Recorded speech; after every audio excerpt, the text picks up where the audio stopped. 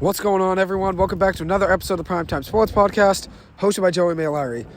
So as you guys know, over the summer I covered a lot of sports: the NHL draft, MLB draft, NBA draft, the US Open, Wimbledon. I covered just about every sport I could cover. The NFL free agency, I covered all four of the big American sports leagues like the NHL, MLB, NBA, and NFL. And I also covered some Wimbledon, so tennis there, and then also covered the US Open for golf as well. So I try to cover as many of the big sport events as I can. So as you guys know, the World Cup just started yesterday. Obviously, that's the biggest tournament in the entire world, considering it really unites every single country in the world, unlike any other sport. I mean, basketball is a big sport in the world, but besides that, hockey can be really, based on geography. Baseball is really only big here and then South America. So at the end of the day, if you look at it, soccer really is the biggest sport around the world, and obviously the U.S. Getting better, obviously, at soccer. The MLS is starting to get bigger and bigger over the years, but at the end of the day, it's really the biggest sport in so many countries across the world, not like America where football and basketball dominate. In a lot of parts of the world, soccer really is everything that a country has sports-wise. So it's a big tournament, so I figure it's a great thing to cover, especially considering, as I said, a lot of people are passionate about it and follow it heavily. So I'll start off with a couple of games that already happened, and then also preview today's game for America versus Wales, which is a big matchup for both of those teams in Group B. And then also give you guys a breakdown of every single group, who I think is going to win each group, who's going to come in first, second, third, and fourth, and then give our predictions for the entire tournament from the knockout round to the quarterfinals to the semifinals to the finals. So we'll start off. England started today, this morning, with a matchup at 8 a.m. against Iran. Won that game 6-2. They led 3-0 at halftime, and then dominated, honestly, the whole game. Ended up winning 6-2 overall. Early start time at 8 a.m., but tomorrow there's going to be even earlier starts at 5 a.m., I believe it is, a 4 a.m. Argentina versus Saudi Arabia. 8 a.m. is Tunisia versus Denmark. 11 a.m. is Mexico versus Poland. And then at 2 p.m. is France versus Australia. So a lot of early starts tomorrow, especially considering Qatar is 8 hours ahead of us. So right now in Qatar, it's 8 hours ahead. We're 8 hours behind. So that's the reason they play at 4 or 5 a.m. in our time, is because they're playing at 12 o'clock or 1 o'clock in Qatar. So that's the main reason with the big time difference there. So that's the reason there's games at 4 a.m. But at the end of the day, if you're up early or you're up late, considering whatever you want to consider, 3 a.m., 4 a.m., I'd consider it you're up late. But I guess you can consider it you start early, start your day early and get up around 5 a.m. You can watch the game, which is pretty cool that this game's on all day, which is pretty unique. And then also today was the Netherlands versus Senegal, which I have Senegal actually making a little bit of a run. They lost today 2-0 to the Netherlands. The Netherlands, very good team. A lot of people have them making a little bit of a run. They ended up beating Senegal today 2-0. And then yesterday, Ecuador beat Qatar in the opening game of the World Cup tournament by a score of 2-0. So now I'm going to break down each group and give you guys my predictions for every single group, who's going to come in first, second, third, and fourth, as I said. And then also give you guys a breakdown of each country's history in the World Cup tournament and how many times they've qualified, how far they've gone, what's the furthest they've gone, have they ever won. I'm going to give you guys all a breakdown of that, which will be pretty fun.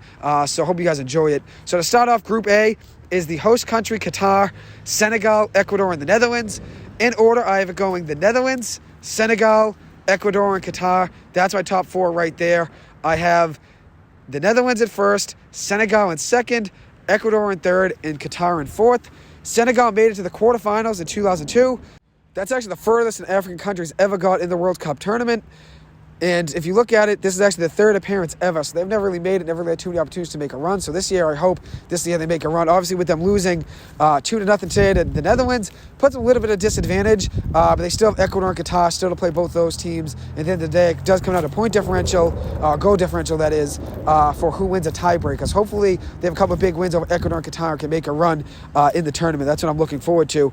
A tough thing for Senegal is they did lose their best player, striker Sadio Mane, due to a leg injury. So that's a big loss for them.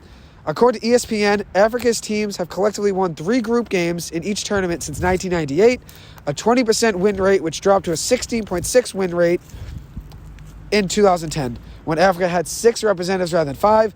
Hoping this year that Senegal, Cameroon, both those teams being my teams making a run from Africa in the tournament this year. I'll talk about Cameroon in a few minutes when I get to a different group. The Netherlands, they have never lost a World Cup match in regulation by more than 1 goal. So obviously, as you know, they play very hard every single World Cup tournament game. They came in third place in the 2014 World Cup and were runners-up in the 2010 South African World Cup. So Obviously, as you can tell, they do have a history of winning and making runs in the World Cup tournament. As you see, as I said, they were third place in 2014, runners-up in 2010, and have never lost a game in regulation by more than one goal. Ecuador lost in the group stage in 2002 and 2014. The furthest they got was a round of 16 in 2006, where they lost. They did not qualify for the World Cup finals tournament in 2018, and this is actually the fourth time the country has qualified for the World Cup. And then Qatar, the last team in this group, has an automatic bid to be in the World Cup tournament, since whoever the host country is, they are automatically in the tournament with an automatic bid. So this is actually the first time that Qatar has ever been in the World Cup finals tournament. So it's very exciting, obviously, for the country. And as I said, they qualified as hosts of the tournament. So for Group B, it's England, Iran, the United States, and Wales. The order of what I think is going to happen is England, Wales, USA, Iran. I think England, obviously the dominant team. Everyone has England pretty much making a run all the way to at least the quarterfinals, semifinals. I actually have them winning it, which you'll hear when I get to my predictions, but I have England going very far. As for the U.S., they play today versus Wales at 2 o'clock. The U.S. currently the number 16 team in the FIFA rankings, and Wales is number 19, so pretty evenly matched there. My prediction is that Wales wins today 2-1 in a very close game. I'm not rooting against the United States, but I think Wales makes a run in this tournament. And at the end of the day, this game really is the winner or loser. It depends on who wins and who loses this game, but at the end of the day, this is going to determine where each team goes in the tournament, considering Iran's probably very much a long shot to make it to the knockout round, and England's obviously the favorite in this group. So at the end of the day, this matchup between Wales and the United States today can determine who's going to go to the knockout round. And at the end of the day, I like Wales to make a run in this tournament, at least to make it to the knockout round. So if that were to be the case, they'd probably have to win today's game. If they were to lose, that means they'd have to win a game against England, and that'd be really an uphill battle for either the United States or Wales. So either team, if they were to lose this, it does put them pretty much in a hole to try to make it to the knockout stage. But at the end of the day, I think it'll be a fun game to watch. I do have Wales winning this one 2-1. And then also, one thing that's exciting for Wales, that this is actually their first time making the World Cup since 1958. They haven't been at any of the last 15 FIFA World Cup tournaments, and that's for the FIFA finals tournaments.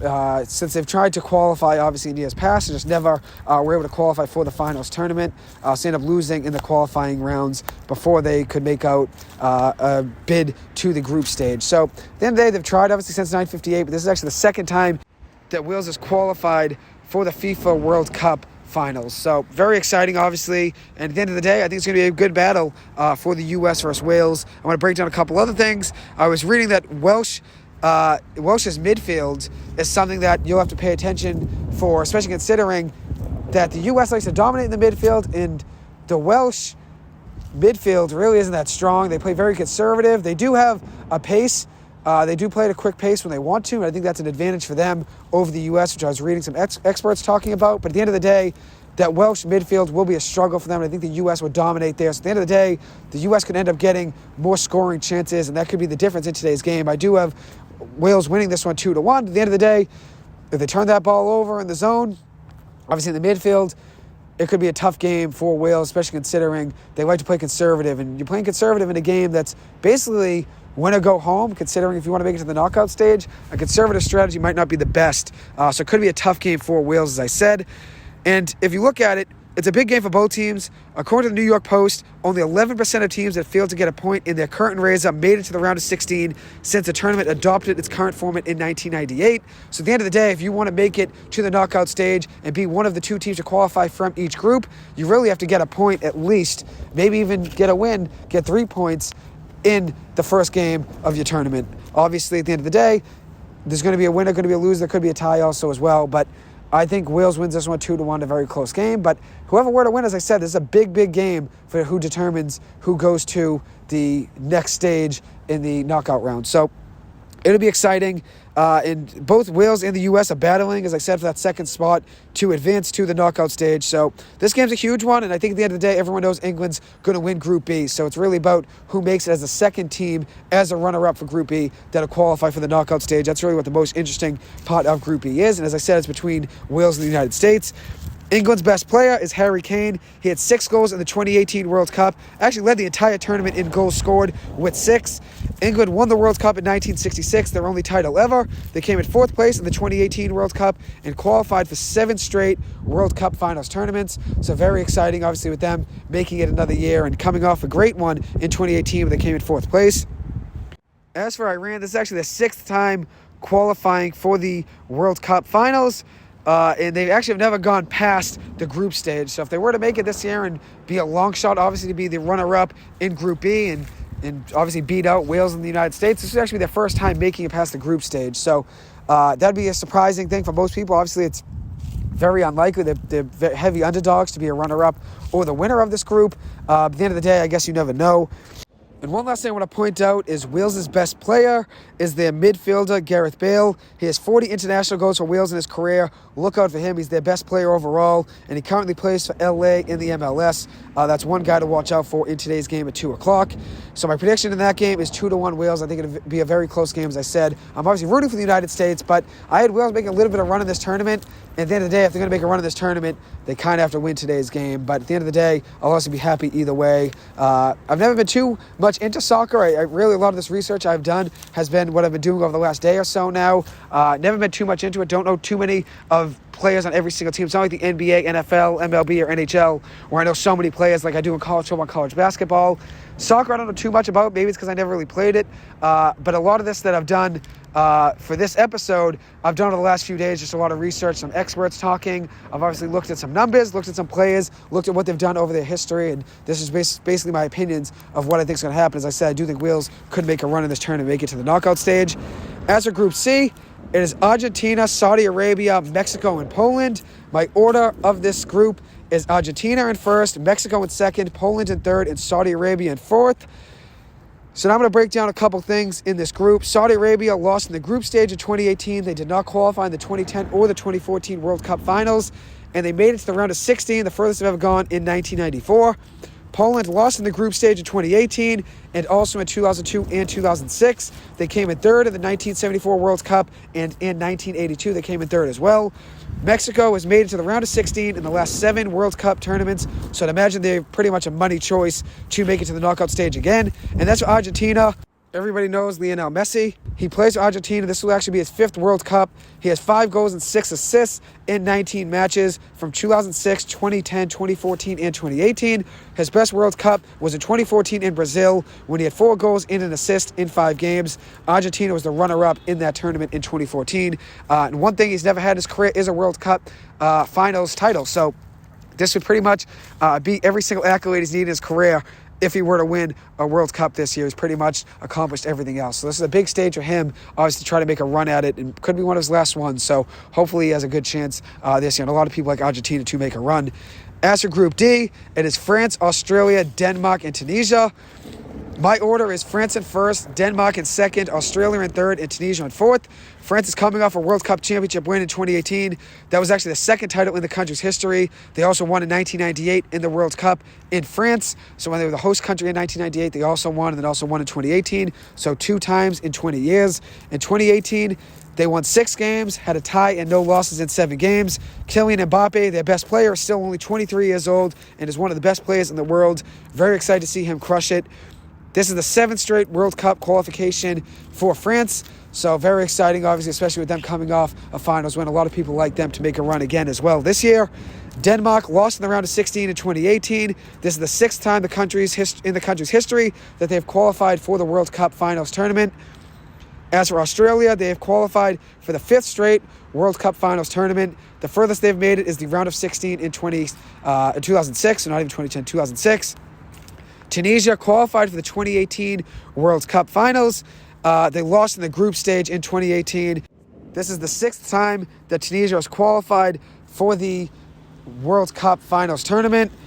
With them, as I said, not really ever making it too far. They've never made it past the group stage. So I've never even made it to the knockout stage in the group of 16 or the round of 16.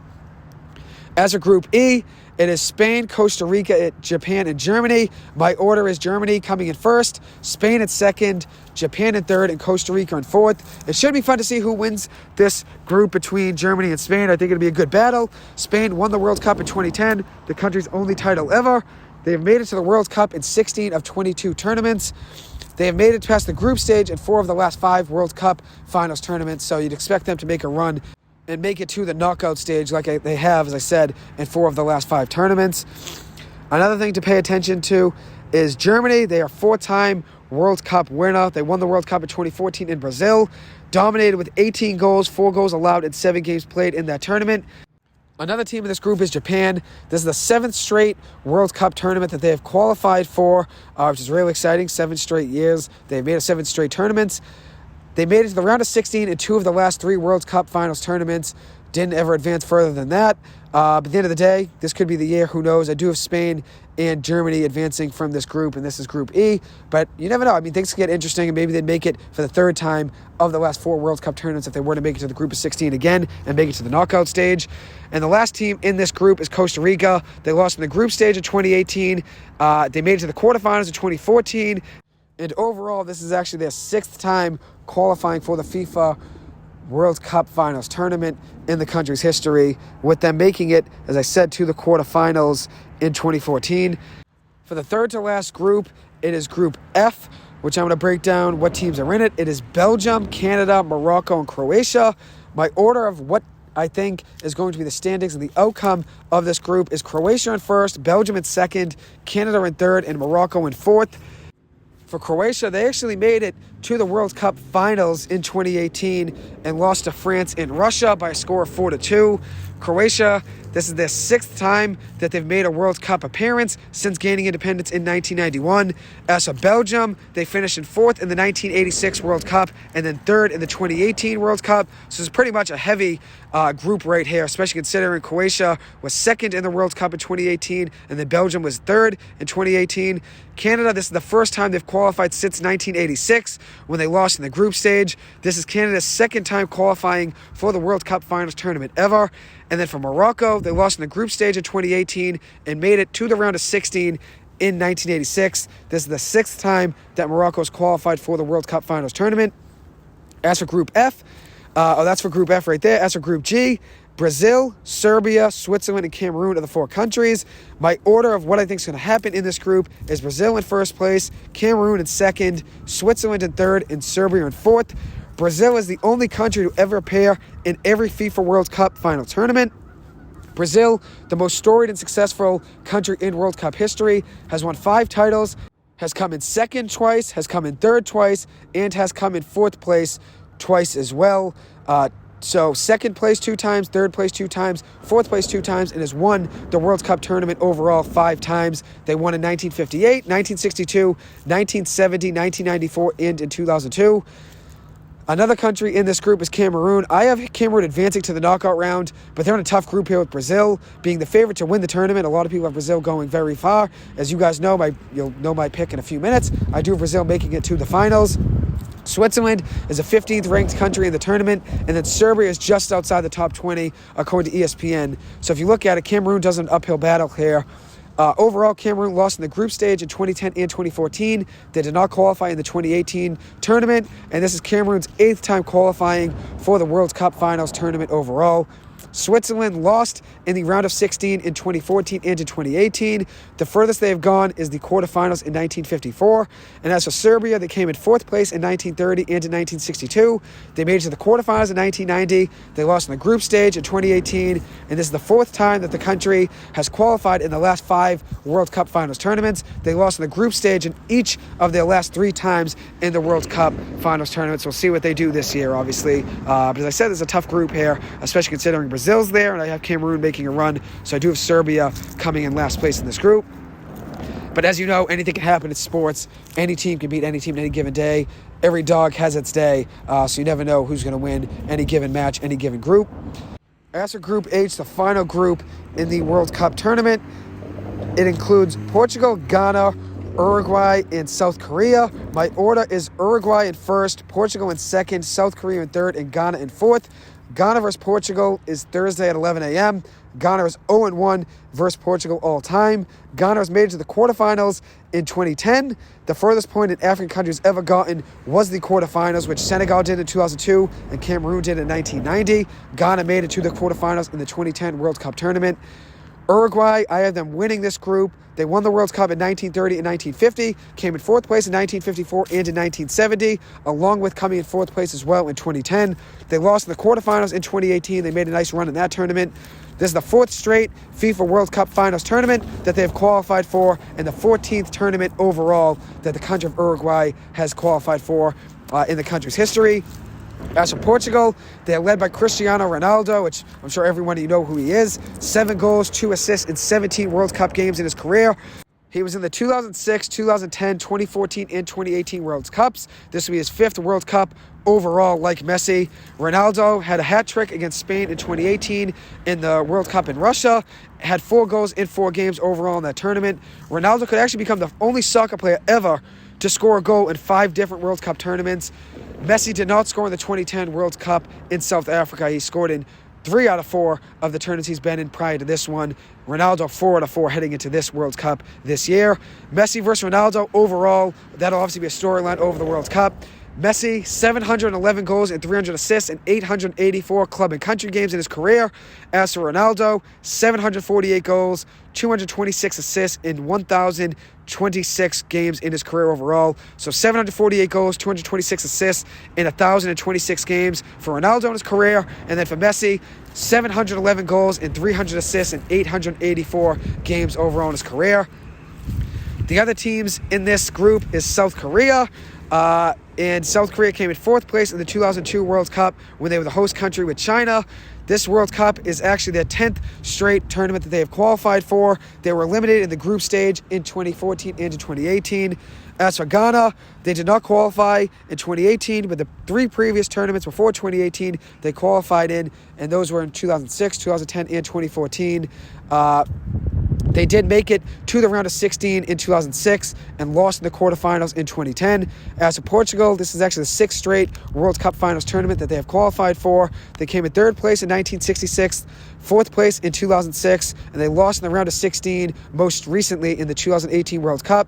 Overall, for Portugal, this is the 8th time that the country has qualified for the FIFA World Cup Finals tournament. And I'm going to break down my knockout stages and who I think is going to beat who in the knockout stages. And that'll be December 3rd through December 6th is the knockout stage round. So 1A will be playing 2B, and 1A means the leader of Group A will be playing the runner-up of Group B. That'll be the Netherlands versus Wales, in my opinion. I have the Netherlands winning this game. As the next matchup, it'll be 1C versus 2D. And that would be Argentina versus Denmark. I have Denmark coming out on top in that matchup. The next matchup would be 1E Germany versus 2F Belgium. I have Germany winning that game. Then it would be 1G Brazil versus 2H Portugal. Brazil coming out on top. Then it would be 1B England versus 2A Senegal. I have England beating Senegal in that game. Then it would be 1D France versus 2C Mexico. As I said, France won the 2018 World Cup and still have Kylian Mbappe and a great team overall. A lot of people very high on them. I have France beating Mexico in this game. Then in the next matchup, I have the leader of Group F, Croatia, losing to the runner-up of Group B, Spain. Spain I have coming out on top over Croatia. And in the last matchup, I have Uruguay, the leader of Group H, beating the runner-up of Group G, Cameroon. And as I said, Cameroon made it to the quarterfinals in 1990, which was the furthest that an African country has ever advanced in the World Cup. If they were to win this game against Uruguay, this would be the 2nd time that they've made it to the quarterfinals and the 4th time overall that an African country has ever reached the FIFA World Cup Finals Tournament quarterfinals stage, which would be very exciting, but I have Uruguay beating them in this game. And then for the quarterfinals, it will be on December 9th and December 10th. And in that, I have the Netherlands versus Denmark, which Denmark winning that game. Germany versus Brazil, I have Brazil beating Germany. England versus France, I think this will be a very, very close game. I'm torn between both teams since I love speaking French. I love France. I'm happy they won in 2018, but I think England's the better overall team right now. I have England beating France in a very close game there. And then Spain versus Uruguay, I have Spain beating Uruguay in that game. The semifinals would be on December 13th and December 14th. I have Denmark versus Brazil as a semifinals matchup. I have Brazil beating Denmark. And then my other semifinals matchup would be England versus Spain, with England beating Spain. And then the finals on December 17th, I have Brazil versus England, with England winning that game by a score of 3-1. Obviously, it'll be a very exciting tournament. I'm very excited to see what happens. I mean, at the end of the day, anyone can win. As I said, every dog has his day. Every dog has its day. anyone can win on any given day. And that's what's exciting about the World Cup, is that it brings the whole country together, brings the whole world together. So if you're a U.S. soccer fan, it brings everyone together in the country. If you're Denmark, Croatia, Belgium, France, Switzerland, Wales, everyone's going to be watching in their respective countries and rooting for their team. So it's really nice to bring every country together, bring the world together in a tournament. As I said, soccer is the most international sport in the entire world, the most popular sport in the whole world. I know when we think America, we think American football, and we think basketball and baseball and hockey. But at the end of the day, soccer is still the biggest sport worldwide. So this is a great way to bring the whole world together and have everybody watching. As I said, in America, we just look at sports as just football, basketball, baseball, and hockey, but at the end of the day, soccer is still the biggest sport in the world. So I'm excited to see what happens this tournament. As I said, I haven't really followed too much soccer over the last 5 years or so, but I will be following this tournament and breaking down some big games, and obviously breaking down the United States versus Wales game today, which is at 2 o'clock, just an hour or so away. I do think Wales wins this game 2-1, as I said, but I will be rooting for the United States. But if Wales wants to advance to the group of 16 knockout round, they kind of have to win this game. Or if the United States wants to advance to the group of 16 round, they kind of have to win this game as well. Since I said, at the end of the day, if you want to make it to the round of 16, you really have to win this game, since it's really between Wales and the United States who advances as the runner-up of Group B. Anyways, thank you guys so much for taking the time to listen to this. As always, I greatly appreciate it. I'll be on air tomorrow night from 7 to 8 o'clock on WZBC AM Sports Radio for a live radio episode talking about football. Probably talking about the Giants a little bit, BC football. Their last game of the year will be this Saturday night at 7:30 in Syracuse. BC coming off a tough 44-0 loss to Notre Dame. I'll be breaking down that game, previewing the Syracuse game, their last game of the season on Saturday, and then also maybe talk some Northeastern hockey, some Bruins, maybe talk some MLB free agency. We'll see what happens. But anyways, thank you guys so much for taking the time to listen to this. As always, I appreciate it. Hope you guys have a good one. Thank you.